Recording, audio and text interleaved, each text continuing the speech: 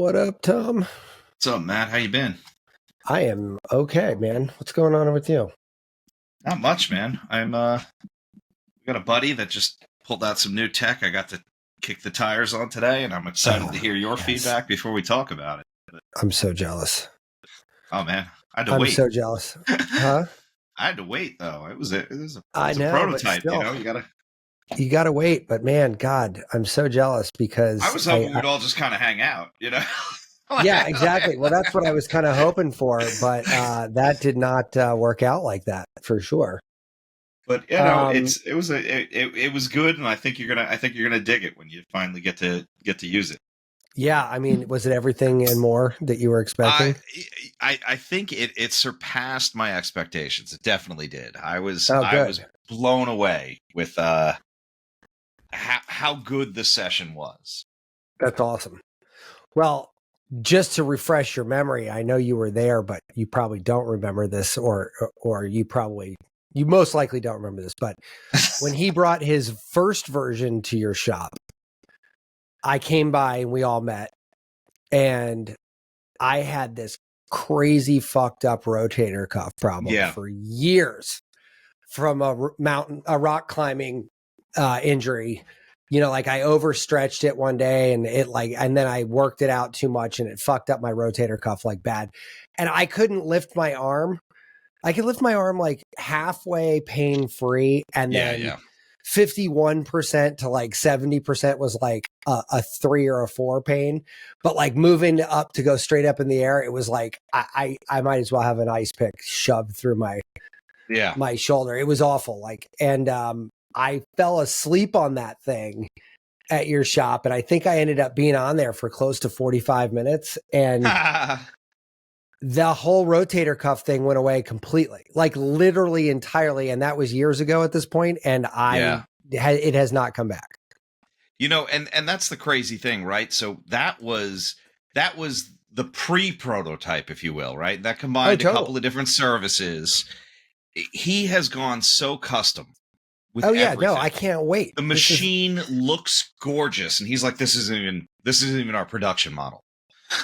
Well, yeah, it's crazy. It is like, first of all, you're laying on it is the same zero gravity recliner angles that every NASA, everybody that sends people to space, this is the position they put their body in to be most supported. So it's super comfortable. He was using PEMF. Sure. This is a full spectrum. It's a broad band of frequencies hitting you all at once. There's no pulsing. Oh, so you're not gyrating like you're not. No. Right. Okay. The weirdest thing is you feel charged. you definitely feel like. And then he put in this sound system that is just like you shake when you're on it. It's super cool. Man, that's just so cool. And I'll let you experience it before we dive more into it. But I'm super excited to see the final form. Well, you know what's fun is he said he'd be willing to do a show once it's all done. Yeah. And like it's done. Yeah. And I got to tell you, I can't fucking wait to have a show on this silly little chair. we might have to like move our studio to his place. Yeah, that seems more than rational. Right. That seems way more than rational. Look, man, this platform has a mobile app. Yeah, right. Yeah. I mean, we could literally just move down there and do an episode from there. That would be super cool. But we got a ways off for that because it's going to be traveling. But like man, just so jealous, brother. I am so jealous. I mean, I had to make it happen today, or else I wasn't going to be able to do it until it. Yeah, it gets I hear back. You. Nope, 1000% makes total sense. I get it. Yeah. But like, so this is a really good entree into today's convo, because, and I'll tee it up by saying this, like, one thing about this chair that I find particularly exciting is that by all accounts, it's basically like foreign technology. Oh yeah. It's so far removed from anything that anyone has seen or experienced or even knows about. You're talking literally single digit percentages of the population know anything about more than 50% of the things involved in this chair. And nobody, zero people are ready for what's about to hit like the airwaves with this thing. And it seems like science fiction to me. And it absolutely does. It right? absolutely does. And more importantly, it feels as though, for me, the real headline here isn't this particular technology feels superhuman to me. Yeah. It triggers that this is just somebody we know. This is 100% unpublished. Mm-hmm. Nobody knows about this. How many other groups on the planet right now are doing the exact same thing? And obviously everyone's going to be coming at it different ways. And while we might see some common threads, like I think we are on we have entered now into like super sci-fi world. Like it's official. Yeah, absolutely. Like you know what I mean? Like it is undeniably we've arrived at that junction. At some point, we're all going to be that Luke Skywalker and that was the Bacta tanks with the mouthpiece floating. Yeah. And like, so we look at this technology, right? Yeah. And like just to pave the way for today's conversation, right? This technology, they are in the middle of testing, and they're testing it with doctors and, clinicians and all this professional sports athletes. Yeah. And they're throwing the kitchen sink at this thing. Yeah. And so this is still a work in progress, but like stuff that's already come up, reduction in tumor size, increased in metabolic rate without doing anything different. Like, respiratory changes, I think he was talking about, like blood changes, endocrine, effect, like a crazy fucking shit going on from every angle that we couldn't even begin to stitch together right now. And that's we've been talking about, we did that book review of lifespan. And they were talking about things that you can do to your body chemically or fasting. Sure. And I think this is an avenue that didn't even look at. Right? No, that book doesn't even fucking touch the surface. How do we come at keeping the actual shell in good condition, at every level? And and that is the question, right? I mean, and so we should, I want to actually pause real quick and call to attention that we are talking about a device that will cost $125,000 or so dollars. Yeah. He told me about some of the upgrades. Well, no, but that's the upgrades. Right. But so that's why I said or so. So let's just call it, for reality, you're probably talking it's $150,000 instrument right now.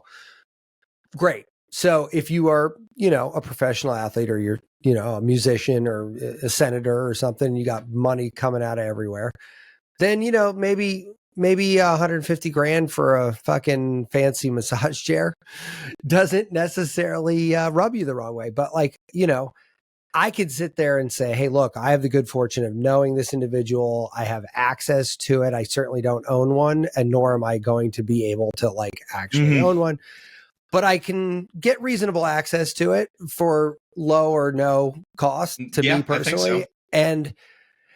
And like, that's okay. But like, that makes me just super fortunate to be in this exact location in those things. Like most people don't have that. So like, no, these things are here, but they're really not, right? Like this is not an accessible technology in my mind, because what's the expression? The future is here. It's just not equally distributed, or something like that. Distributed. Yeah.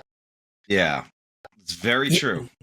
Yeah. Well, I mean, I think here's the thing. It's really getting worse because technology is amplifying this reality, not helping it, because technology is moving. Well, that's not a fair statement. At some point, give it 20 years and all this technology might be, corner corner That's mom and exactly pop clinic, you know? I was literally just going there. I'm like, you know what? Brian's chair might cost $100,000 now Because he's the first one to because make he's it. the You know, first one. he had Yeah. to do But all the work. Yeah. in 10 years, when there's a Chinese knockoff of it and you can buy it at Brookstone,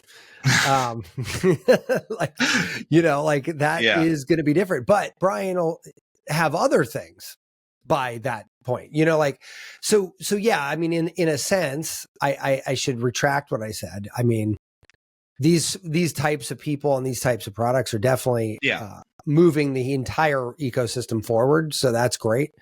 But so maybe one day it gets democratized as it gets cheaper. But here's the problem, right? The best case scenario, the people truly capitalizing on every minute of a new advancement's life are loaded. Like they got to be loaded. You got to be fucking stupid wealthy to keep up on the shit at that level. Yeah, they always are. You know, yeah, but I mean, that's like, isn't that a little wacky? I mean, just think about that for a second. Like, I mean, you know, I get to know about these things, and because I have a couple fun friends, I get to maybe once in a while touch them. Yeah. And then I've got like enough money to go a little crazy with it. So I got an Aura ring and a Muse and blah, blah, blah, and a cheap Chinese knockoff Juve panels for, man, same frequency. Yeah, like it's the same I love it. But what I'm saying is, like, I have inside knowledge on that. Yeah. So I was able to do that. But what I'm saying is, like, all of this is like niche knowledge kind of stuff, right? Like you have to kind of know that to know that. Like I know about the fake knockoffs because of you and Brian and Joe, and you know what I mean? Like, anyway. But even that, remember I told you I bought my first panel. I bought the Juve brand. It was an arm and a leg. And, you know, within 6 months of me opening my clinic, I had companies emailing me going like, hey, we have the same specs. Yeah. We're a third of the cost. Hey, we're a quarter of the cost. Hey, you can get 10 of them for what you paid for that. You know, it's like, thanks, guys. Thanks. Yeah, this is the open wound. Feel free to put all the salt just right there. Nowhere else. Yeah. Oh, man. Business owners love talking about expenses. Oh, yeah. That's funny. But like all this stuff, you know, I mean, look, my brain, when I have these conversations lately has gone absolutely haywire, right? Because we really basically have no rules anymore that make any sense. So what we are doing right now is we're redefining how we define the rules, right? Like we don't even know. The rules are so vague at this point that we don't even have a construct that guides the process of making rules. Like we don't, you know, like we could have 1,000 micro conversations on every microscopic movement of this, of which there are an infinite amount. But I guess the point being is like when you start really taking the governor off and thinking about shit like this and just say, hey man, if I just had to get crazy for a second and follow this bouncing ball to its weirdest conclusions, like what would that look like? And like what you start to realize is there's no boundary to how preposterous a situation you could define. And then it happens. Like, you know, like you're just like, we are living in a very strange time and it's like super exciting and a little terrifying, but like think about what these guys are doing, man. They are playing God with every molecule of your body when you sit on that chair. Yeah. You know what I mean? Like no ifs, ands, or buts about it. They are reconstructing you at 100 levels. Well, you know, it's funny because I there's so many people in my field and related fields that'll start talking about like quantum medicine. Yeah. And it's like, you just said talked about quantum in front of it, and that doesn't mean anything. Well, it kind of does. I disagree. No. For these people, it's a way for them to sell their woo-woo. And then I'm having this conversation with Brian, and he goes, so here's this thing that we're talking to this company. This guy's a physicist, and he starts talking about quantum stuff, and I'm like, no, that's real. That's very different than the person that comes out with the tie-dye shawl and is selling you. No, you absolutely. know, like no, this is that's super. But let's scary, just think about that, right? Let's just stop there. Quantum medicine, right? Like think about what that means.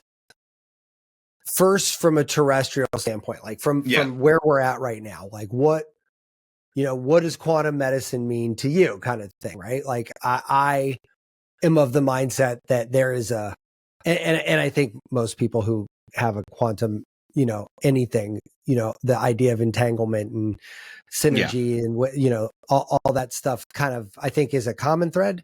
But I do absolutely think that there is a vibration in this universe that I singularly need to vibrate at to be more in like firing than not. Like I have a true north where, like, look, dude, if you can head on this exact frequency, zero derivation, you are going to be like firing on all cylinders. Like the world, good fortune is coming your way, good logic is coming your way, good giving is coming out of you, like good energy is coming out of you. You can just hum along if you stay right here.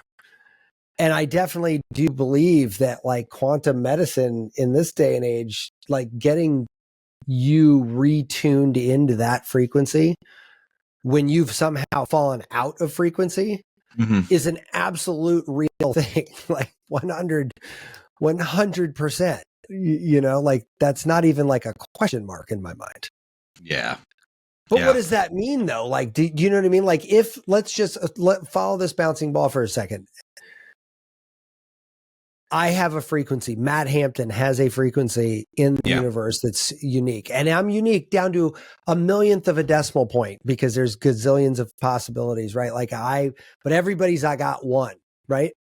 If that were the case, that would have to hold true at a cosmic level because it would be a cosmic genesis of that energy and that frequency or that the force that guided that reality has to be cosmic in nature because it sure as hell didn't emanate from here, right? Like, so it would have had to been received. If that is the case, then that it stands to reason that this same energy could and probably has intersected with other organisms. Absolutely. Well, however that is defined, right? Because I don't even want to say, like, you can't say anything about that, right? Like we anthropomorphize. Everything has to look like a human or have human properties or. Right, correct. Like, I mean, we one of the most fascinating parts about that, what was that movie? Arrival, was it? With the aliens that were circles? Who was in that one? I think I saw that one. Yeah. It was like ink, like they would like splash ink on a glass wall. And they were trying I can't remember the name of the movie. They had like code crackers and everybody working on it. We're gonna have to call spoiler alert here, I guess, for people who haven't seen it. But the most fucked up part of that movie is that their language was circular, their existence was circular. So while the movie was about her on a journey, she realizes in the end that there is no beginning and end, that she's just on a narrative, and that this has happened and it has yet to happen. But that was a function of their reality in that universe, like that where they were from. And I'm like sitting there going, you know what? Like what that other one with Matthew McConaughey, where he has a daughter and he goes on a mission and he comes back, but he got stuck in he got stuck on a planet with a super big gravity delta between regular and there. And so every like day was like 20 years, a day on this planet was like 20 years outside or something, whatever the factor is. Wow. So when he left Earth, his daughter was like 5 or 6. And when he came back to Earth, she was on her deathbed in her 80s or 90s. Wow. And so here's the thing, like, all of these things that they've ever explored in science fiction are based in, universal some kind realities, of right? Like gravity affects time, space, continuum, like and then some nerd got out and did the math and figured out like, what this and that, and like, so they can write good stories about it with data that's pretty fucking spot on, right? Like, I mean, it's just like, this is all a math problem, right? And so, but like, anyway, my point is like these things that we talk about here, if we are tapping our consciousness into forces that are communicating at a cosmic level, like we are basically flirting with infinity here. You know what I mean? Like we can kind of start to do pretty much anything. Like, and it sounds fucking woo-woo and stupid, but I mean, when I look at technology like this and where they're at, and they're looking at shit like this that literally is touching infinity, like, there's no rules anymore. It's awesome. Like, you just have to have a fucking pile of cash to burn through to make it all happen. Yeah. Which it's my understanding that they're not engaged in a inexpensive endeavor. No. Like, no, I don't think the pioneers ever are, though. No, absolutely not. But I think it's awesome that there's a group of humans out there that decided to pump $1 bazillion into this. Like, hey, look, if it helps humanity, that's amazing. No, it's great. But here's the thing. So let's go back to that cosmic force thing right now, right? Yeah. What is we're sitting here talking about this in our human evolution. What happens if we're, if we can start to kind of tap that infinite, space? What happens if we intersect with another set of beings, right? Like what does health mean at that point, right? Like, I mean, you start asking yourself some crazy questions that could be millennia off, but like if we're starting to scratch the surface, we should start talking about this stuff, right? Like, I mean, we got a Webb telescope, dude. We talked about this earlier. The fucking Webb telescope, man. You saw that one image I sent you, but man, you got to look this thing up. Like, the images that they're pulling off this thing are absolutely off the charts. Like, it is bananas, right? And one picture that they had, which we have in the show notes, is it's a grain of sand held at arm's distance, sitting on Earth. But it showed like something like over 1 million galaxies, I think it was, in that space. And like, some of those were over 4 billion years old, right? That those light signals were coming away. I mean, that is like a quarter of the age of the universe. Yeah, like, that's insane. You know what I mean? Like that, the scale that we're talking about here is absolutely bananas. Like, and I know it's funny because it all starts with a little tiny, like, weird acrylic chair with PMF coils. Yeah. But like, you think about where we're going. I mean, like, you Venn diagram all of this stuff together. You've got, Elon going to space. You've got Bezos going to space. You've got everybody's going to space. I watched there was a online trade show kind of thing by that modeling software. I can't remember what it was called, but they had these keynotes from all these people that were using this modeling software, and it was great because they didn't have to build prototypes, basically, because they can model all of the effect of things like dropping stuff off of ledges and car accidents and stuff like that.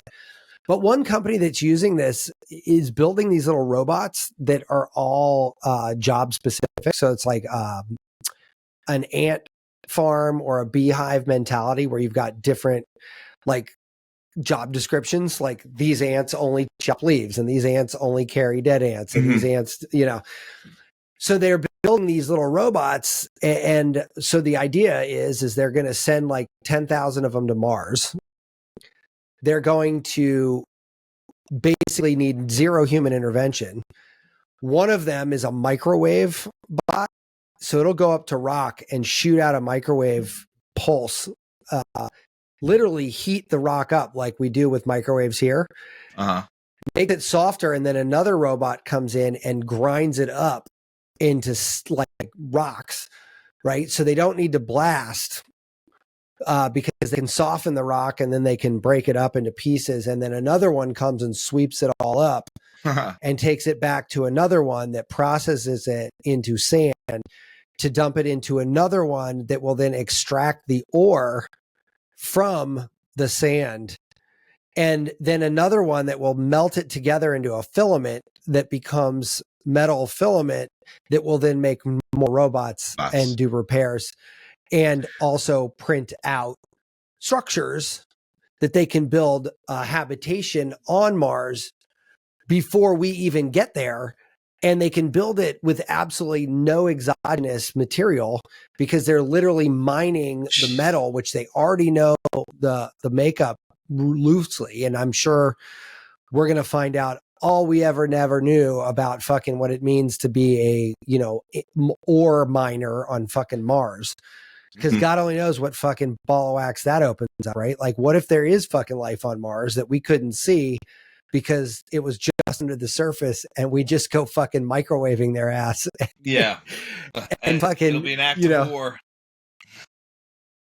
I mean, this is all preposterous, but it's like, what is preposterous anymore? Like, this is all fair game. Like, all of this is just as likely to happen as not. And like the other thing is none of it surprises me. Like, and that's almost the sad part of this. I'm like, I am in a mindset now where I'm like, I'm going to be eternally excited about, the next new invention, the next new cool chair. But like nothing surprises me anymore. Like nothing. Like I can't remember the last time where I was like, holy fucking shit. That was I never saw that coming. Like, I'm just like, if Brian told me tomorrow that his chair cured cancer, I'd be like, oh, cool. Yeah, probably does. Yeah, probably does. Yeah. Like I wouldn't. Yeah, I mean, I would. Yeah, because it sounds feasible, right? Like that's the problem. It all sounds feasible. Like they're studying tumors getting shrunk, but like, would a tumor shrink on somebody from Mars? Would a Martian even have fucking tumors? Like, if it's, we don't even know, like, what, even on a bigger scale, like, not only do they get the same kind of illnesses, are even the same kind of like compound based, right? We're carbon based. What if they were based in a different element? Anything. Yeah. Right. Yeah. I mean, well, the elements in the universe are pretty finite, right? So you only really have carbon, oxygen, helium, hydrogen, sulfur. Yeah, I mean, you have a lot of different building materials, but out of that, if any of them aren't the same makeup we are, what if they don't? What if you had a sulfur base? What if you had a sulfur based life form, right? Instead of carbon, you have a sulfur based life form. Like it's possible. It's as exactly as possible as carbon. Yeah. I mean, that is the same probability, I would guess. And that's not true. You know what? You got to have some nerd out there is right now being like, well, that's not true. Well, this ratio one is the ratio much more of hydrogen in the universe than this one. Yeah. But so I mean, it's that situation. But as unlikely as it is for us to exist, it's probably equally likely that how many billions think about of what other... you just said. Yeah. Tom, I know thousands of people. Mm-hmm. I don't know many of those who actually would agree or would even think about that. You know what I mean? Like it's like such a rare thing to even analyze. Contemplate the ability of other life to exist, or just the absolute randomness that you and I that led to you and I having this conversation. It's like pretty random. The amount of coincidences that would have to have aligned for everything that's happening right this second to occur is so astronomically thin. And yet here we are, right? Like, and every nanosecond that goes by, we're making a new set of instructions for what's happening next and next and next and next. And all of those things are guided by the same set of coincidence or of outcomes, right? Or of input, right? So this is an infinitely expanding thing. And like all those variables, only one has you and I having this conversation right now. Absolutely. And so if you do not consider that and more specifically, consider the implications of that into the general what the fuck of life, would be impossible for you to even understand just how unlikely it is that this would even exist at all. So the fact that this absolutely unimaginably small chance of happening has happened, what other infinitely small chance of this happening has also happened just somewhere else? You know, and the hubris to think otherwise, I always find amusing, because like at this point in the human evolution, I don't think there should be any human alive that goes, yeah, no, there's of course other life in the universe. Like that is the only rational answer. Like that, the fact that there's even a single human on this planet that argues that, I just I mean, it's crazy because of course we still have flat earthers. So you know, there is that, but within that, I would seems say infinitely worse than a flat earther, if I'm being completely honest. Really? Yeah. I see. I would put that on par with. I mean, on par for sure. But if I have to rank them, I still put flat earther as less insane than this. Than not believing we are the only people out there. Like that to me seems like kind of the apex predator of stupidity in this equation. I almost feel that sounds very evangelical to me. You know what I'm saying? It sounds very like super crazy. Like super crazy religious. Oh, I see. Oh, yeah. No, God made us. No, we're the center of the universe. But here's the thing: even if God did make us, what is this? Why would it have to be only us? Like that doesn't make sense. That even in the construct of that out there anyway, you know? Yeah, like of course that makes no sense. Like, and this is one of my biggest problems with having this conversation with people, not you or most of our friends, is that people do not have the capacity to rationalize this conversation, right? Like, because they're like, oh, we're the only ones in the universe. And immediately there's like literally an infinite amount of ways we can go. But like the low hanging fruit, you're like, I mean, the better question would be, how in the world would it be that we were the only ones here? Like it's far less likely. Right. And like, when you start getting into like, have you ever? I think we've talked about the Drake equation here before, right? Or it's this equation that, and I'd have to look it up. I forget how many variables there are, but the guy came up with a formula to calculate how many likely habitable places there are in the universe, and it was still it was still some 10 to the something power. It was an insane amount. Yeah, so I'm looking at it right now. It's n equals and I'm not a math guy, so it's all these like things, but it's all these like squiggly f with lowercase p. Like, I mean, I don't even know what these signs are called. Those aren't numbers. Yeah. So anyway, this has got 1, 2, 3, 4, 5, 6, 7, 8, 9 input variables. The factor R is the rate of star formation in the galaxy F prime. In the galaxy F prime, the fraction of stars with planetary systems. N to the E is the number of planets in such systems that are ecologically suitable for the origin of life. Zone. Right.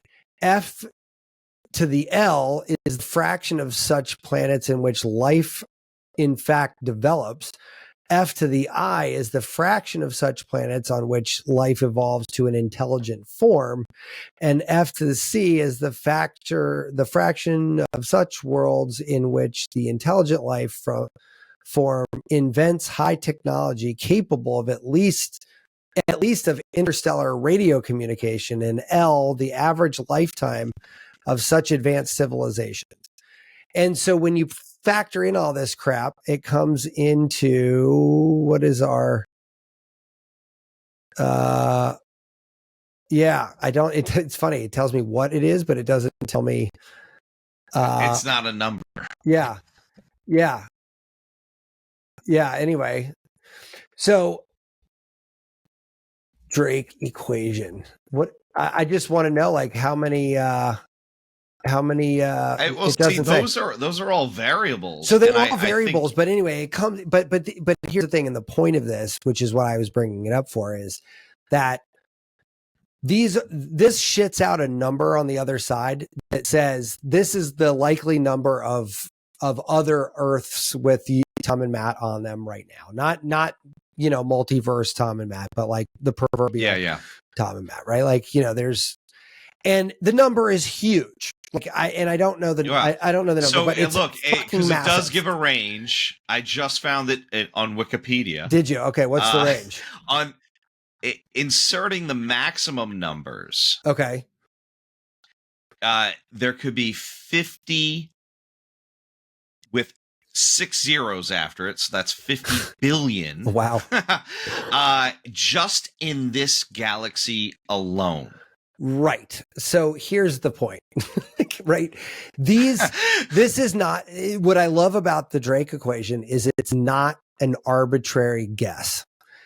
It is a function of agreeing on the individual parts that contribute to the random coincidence of life and saying on an individual factored basis, what do we agree on this figure?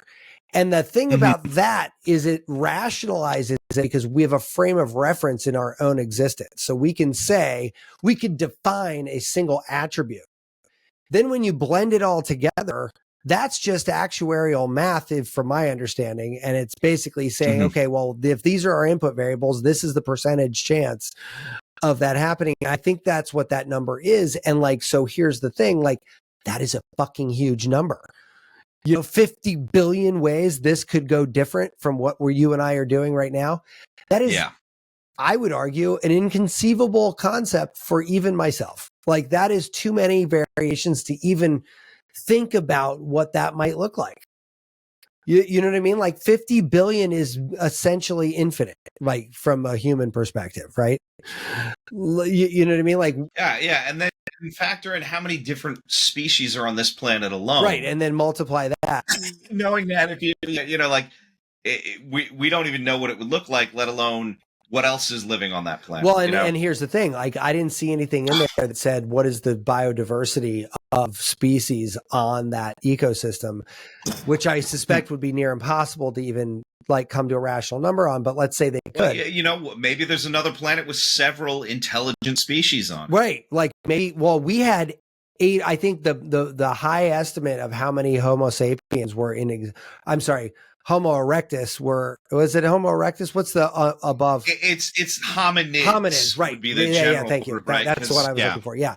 Like, I think the most generous, the optimistic, most generous version is 8 hominids at the same time on Earth, of which sapiens came out of that and rose to the top. Look, if you are European in descent, you probably have Neanderthal DNA in you. I have 4%, I think, or 3%. I have my DNA. Yeah. And if you're Aboriginal, there's another one. It begins with a D. That's another really common one of another species in your DNA. Sure. But yeah, there's definitely at least 6. Yeah. So that's my point. Like, what if on another planet Homo sapiens weren't the clear victor? I can't remember what the contributing factors were to that. I know cerebral size was one of those things, and like, we just got smarter faster and just punted everybody else out. I don't know. But it was weird because what show was that? Oh God, man, now I got to find that. But there was this anthropologist talking about most of these species did interact to some level. I mean, definitely you got Neanderthal in through sexual contact. Yeah. Well, I mean, that's so. But here's the thing: instead of just mating with Neanderthals and then eventually killing them off, like, what if on another system that those analogs were raised in harmony, right? Like, I mean, and they just coexist, or even in a more likely context, right? Like, even on our own planet, it's breaking up now, but if you look back even 100 years, if you were from Ireland, you married someone in fucking Ireland. Like if you were from Italy, you married somebody in fucking Italy. And even if you were from Italy and you moved to New York City, you still fucking married an Italian. Like that was the end of that was the end of that. Like there was no, oh, but Dad, she's Irish. And you're like, no. Like a hard pass, like that. Yeah. That was just not a thing. So like, I mean, if we could predict, or if we could assume for just a moment that at a stellar level there is a similar situation, I mean, it does kind of make sense for groups to kind of stick together. So maybe there's a planet out there with 7 different, wholly unique species living, maybe each continent has their own species, right? Like, I don't know. Yeah. But even that, like, I caution myself all the time. There might be places without liquids too. There might not even be continents. It might be one whole landmass. Right. There's so many crazy variables. Yeah, and that's what I'm saying. Like any observation I make about a foreign entity is in one way, shape, or form anthropomorphizing this experience, because that's all I know. I can't even think about like okay, so fine. How do you hydrate if you live on a planet with no water? Well, what if you live on a planet with no water? You wouldn't have developed the biological imperative to drink.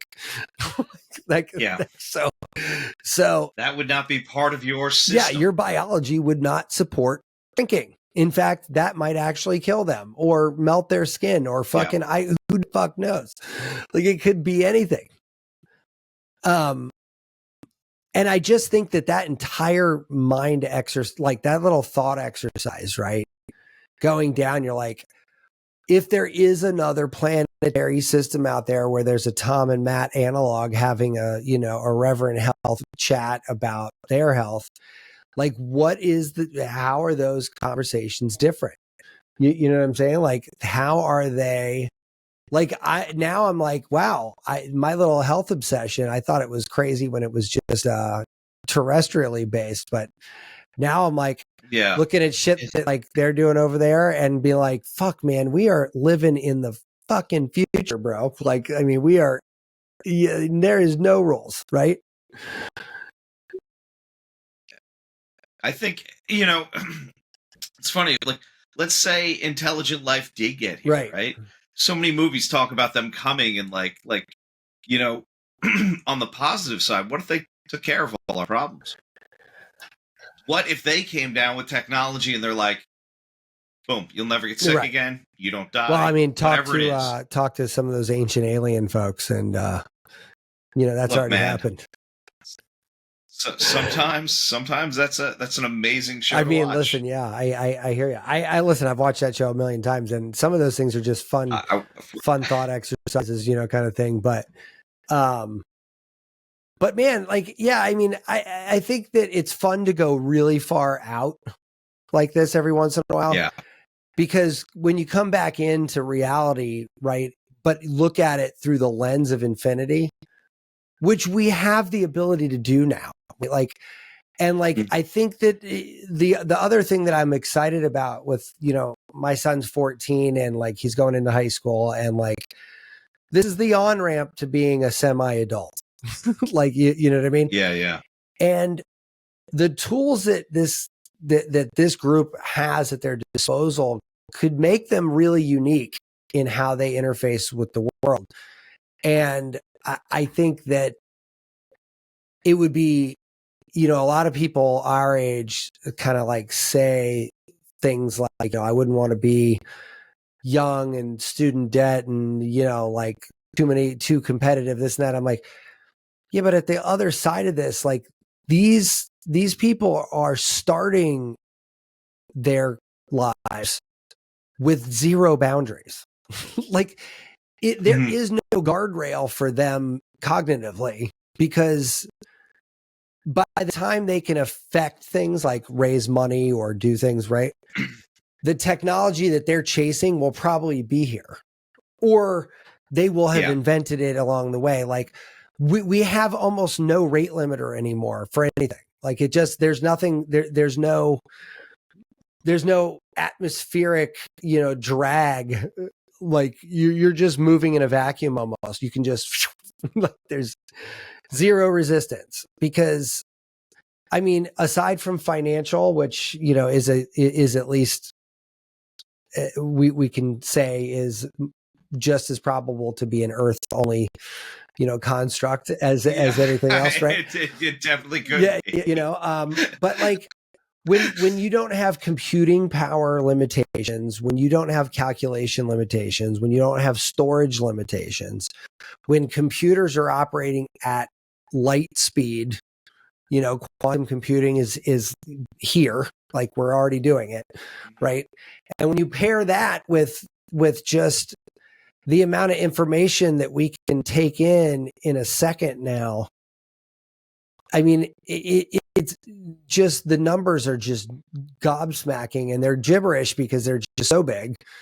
And these, AI's gotten to a point where it's just basically learning every fucking nanosecond of every day that goes by and getting frighteningly faster and better and, and all that. And this isn't even a conspiracy theory thing. This is just saying, like, the infrastructure to support infinite is being literally built. The scaffolds are still up right now, but we're basically building that infrastructure right now. Like we are about to leap into, oh, what does Mars look like, to, oh, I'm taking my 60th birthday party cruise to Mars. Like, yeah. You know what I mean? Like that's kind of where I think,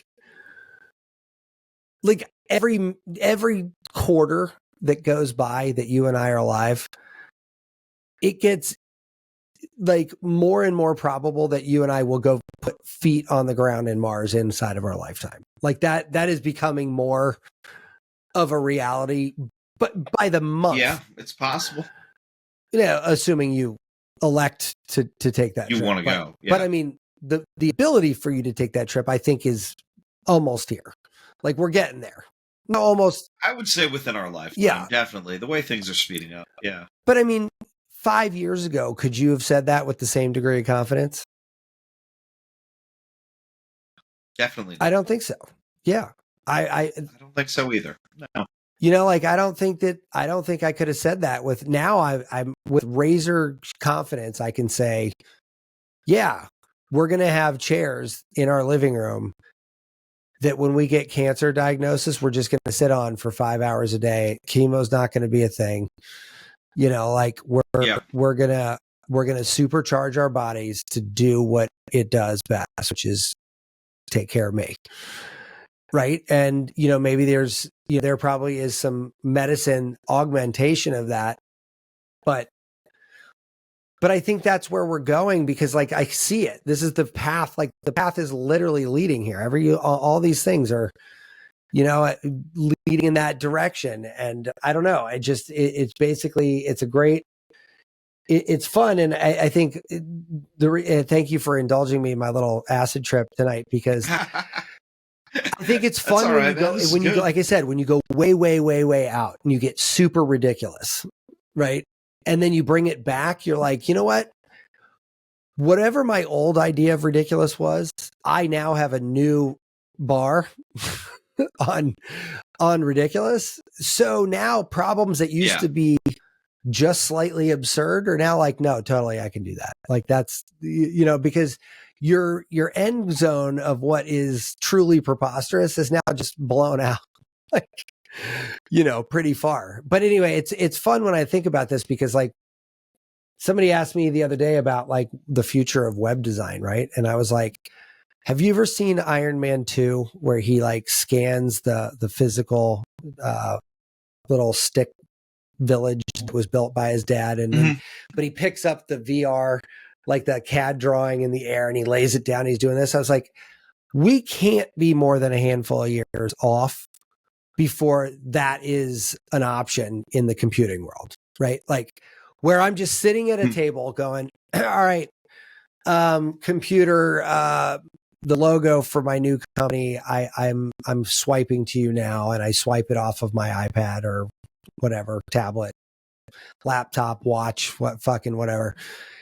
It takes it. I say extract color palette from logo, suggest 5 likely best candidates for the mood, energized, convincing, spend a lot of money with me. And then the AI goes, based on those attributes, these are the colors with the most psychologically viable, justifications behind using them. Here's the color palette laid out. Would you like us to apply it to your website that you're making? Yes, do that. Homepage, I need a rotator in the front. I need 7 images. I'm going to send them to you right now. Make it a little fast. I don't want people to get too bored, and you're just talking through this and you're like, all right, I need a section where there's a background and it slides up and a tree comes up from the bottom. Oh no, move that over to the left. Nope, down. Okay, nope, over. And then basically you just keep doing this and you can build a whole website over a bottle of wine, and an AI is just putting it out. And then now all of a sudden, I think it's going to even be crazier than that. You're gonna log in to however you do that, blink an eye or something, and you're gonna say, "I got this idea for this product," right. And that product's designed. Okay, now I'm targeting this audience, and the website is built with that specific audience in mind. They're gonna cut us all out. There isn't going to be why there like is that. Because even with all that capacity, businesses don't want to fucking do it. No one's ever going to want to do it. And so what'll happen? The amount of people that pay for websites to be made will go down because a lot of people will do it on their own. But the people that are willing to pay for it are going to end up willing to pay more because it's going to be a specialized skill to put it together and to do it really well and above the rate of an average person. There's still going to be people that want to pay a premium for that experience where they don't have to do it, and it's going to end up looking better anyway. The ease in which it's made, though, is going to be changed dramatically, right? So like saying, hey, we need 6 months to build this website. I think that's going to go down to 6 days. You know what I mean? To build the website. I mean, it might take you 6 months to plan it out and ideate and all that stuff, or maybe not if what you're saying ends up being true, where you're just variable 1, age 25 to 35. I think we're so close to that, man. I mean, every packaging, every fast food restaurant, every aspect of everything that's done there is measured and quantified, and then use this data for consumers.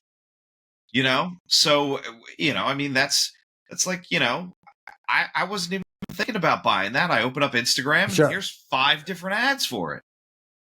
How do they know?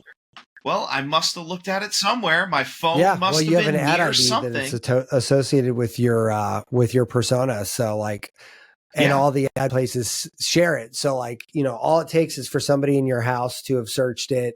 Sarah, I've been looking for a telescope now. Sarah gets ads on her computer. Yeah. No, I'm not on her computer. I've literally never been on her computer once. Yeah, correct. It's because we're on the same network, right? All that. Yeah. So it goes, oh, well, maybe Matt's on this computer too. So we're just going to serve him ads on fucking telescopes. You know what I mean? It's crazy. I mean, but at the same time, I'd rather be getting ads for telescopes, which I'm actively looking for, than tampons, which I'm never going to buy. You know what I mean? I'll take that trade all day. I know many people that disagree with me on my rules on privacy. My thoughts on privacy are somewhat lackadaisical. Because the truth is there's nothing private about you or I's life. Every password, credit card, address, maiden name, dog's name, it's all fucking achievable. The illusion of privacy is more reassuring to people than the reality that there is no privacy. And so if you are a shady motherfucker, then privacy or the issues are real for you. But I don't run through the world trying to hide anything. I'm not, a stalker. I'm not a serial killer. Like, I'm not extorting money from a third world country. I'm not, doing some pyramid scheme. Like, I'm just living a life, a regular old life. Like, I don't care if you know that I was looking for a telescope. Yeah. Like, I don't, more importantly, I don't care if you fucking spam my family with telescope ads, because they're going to tell me, and I might find a telescope I didn't know existed. Again, infinitely better than getting spammed with Tampax, which I'm not going to buy. So it's just a waste of everybody's time. Like, I don't know. I think we make a bigger deal out of that than is necessary. But hey, sticking in the theme, what does privacy mean if we are interstellar? Like, now, do you have intraplanetary fucking privacy policies? Like, do you have a master universe one that covers you on any planet? Yeah, I mean, is there a governing body over all of the more intelligent? Well, it's funny. I talked about it with some telescope guys about this, the Elon Musk, StarNet or whatever he's calling that thing. Like, all those. There's no rules about it. He's launching hundreds of these things up into the air. I think thousands when it's all said and done. Nobody could say shit. Nobody owns the fucking orbit around the Earth. Like, it's crazy. You could go set up a condo on the moon. Nobody's going to stop you. like, if you can get there, then fucking, and you got a hammer and nail, and you want to put together a shack up there, hey.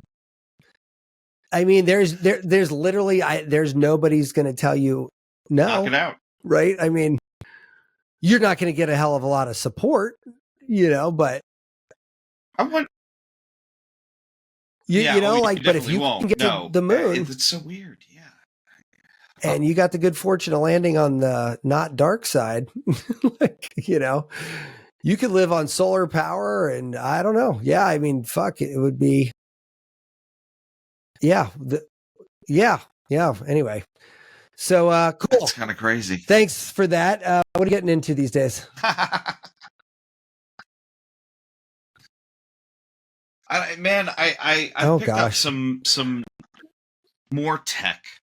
Some more tech, because why not? Oh my God, you got it. So I just got the Apollo. I got it. They back ordered it for like a couple months. And they have an option that they recommend for like beginning with it, which is like wear it on your ankle. So it just looks like a regular like fitness tracker. Now it looks like I'm how is it? In prison at home. I've been wearing it, and I have it on their like social, which is like, I think if it's working, it's more calming than anything else, which doesn't really make me more social. It just makes me quieter. So cool. All right. Maybe it's working because I feel pretty chill right now. Oh, interesting.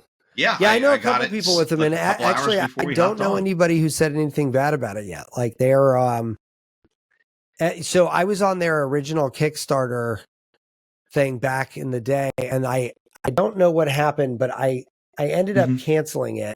I think it was taking too long or something. I honestly can't remember what derailed it, but yeah, I jumped off of it, and then I kind of like forgot about it and didn't go back to it. And then they had like that whole, like, in code and everything, like they had a whole supply chain thing, and it was like impossible to get one. And so, yeah, I never jumped back on it, but that's cool to hear. Yeah. Keep me posted how that comes out, man. Yeah, man. I'll play with it because all these different settings are like, hey, you focused or you trying to sleep. What does one of those things set you back? Yeah, so I'll kick the tires. I'll definitely let you know, man. Okay. I think I got it on some crazy deal. It's definitely under 300. Right. It might have been closer to under 200. Is there a model name for that one, or do you know what it's called? I think there's that's it. Like, you get a choice of color. Oh, okay. I think that's it. So there's not like a different power or different. Okay.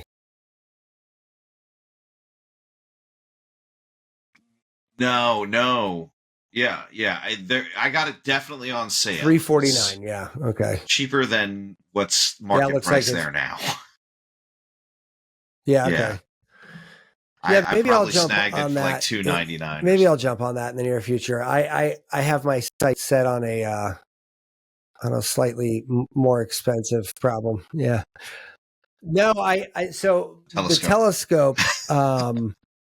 the telescope thing is actually a swap, not a net new situation. So while there will be a time where I have an extra scope, the intention is to immediately sell all of the old stuff. And because of the way COVID worked out, I actually can get slightly more than I paid for that stuff.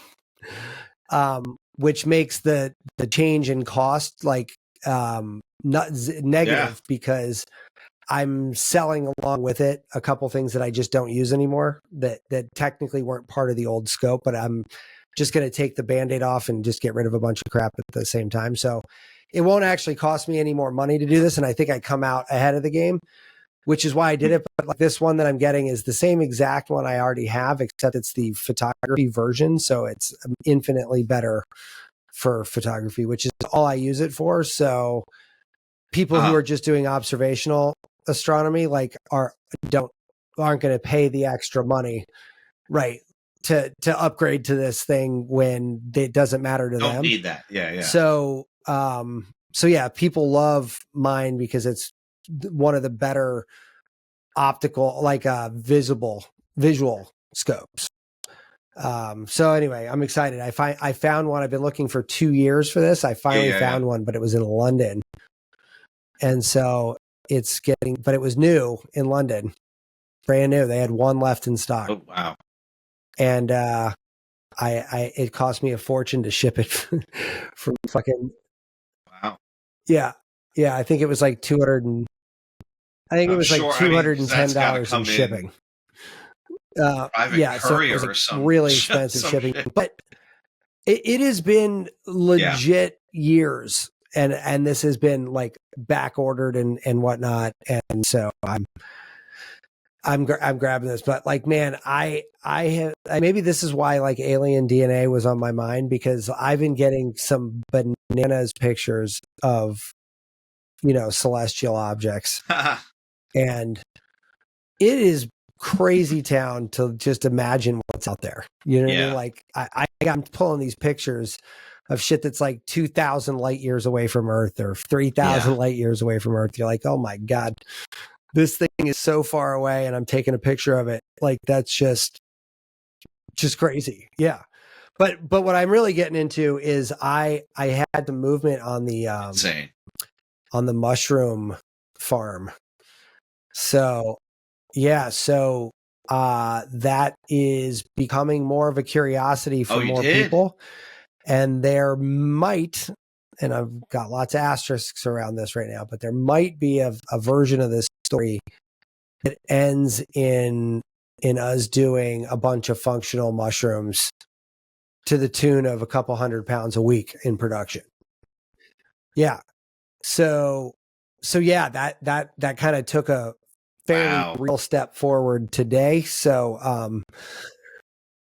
we'll see. I mean, millions of things can go wrong. So at this point, like we're still primordial. Awesome, but yeah, it's an intriguing exercise, because that could be fun. And I'm not even. I mean, I think it'd be super rewarding to do it even without the psilocybin component. But I mean, that psilocybin thing. I had a conversation with somebody the other day. It's funny that who's involved in the lobby side. They're like, we expect decriminalization of psilocybin before cannabis, like at this point. Yeah, at a federal level. Now that could just be the posturing of a government person with a horse in the race. But I mean, it's not entirely irrational either, right? I mean, like psilocybin's gotten a lot of good press lately, and the clinical studies are really compelling, and so like it's not a crazy story, like I mean.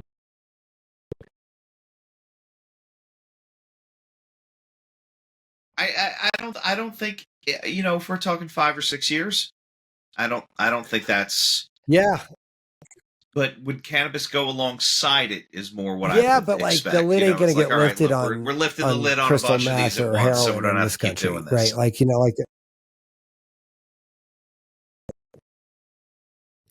No, I'm totally fine with it. I'm just, what I'm saying is like they might lift the lid on with that. cannabis and psilocybin and by extension you're going to get Delta 8, Delta 10, CBD. You're also going to get right.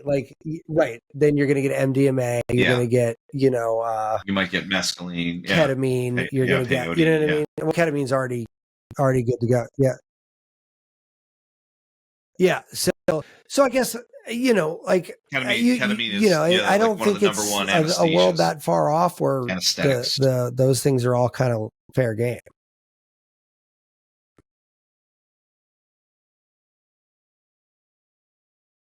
I think it kind of all kind of happen. Yeah. So anyway, it'll be fun to kind of follow this bouncing ball and see where we got. See where it bounces. I don't know, but yeah, it could be fun. Who knows? Anyway, all right, man. We will catch you up next time. Take care. Be subversive, irreverent. Health is wealth, but you knew that. Everybody knows that. But so is following us on social media at Irreverent Health. And check out our website for more exclusive content at irreverenthealth.com. Oh, I like this. Thanks for tuning into this episode of Irreverent Health.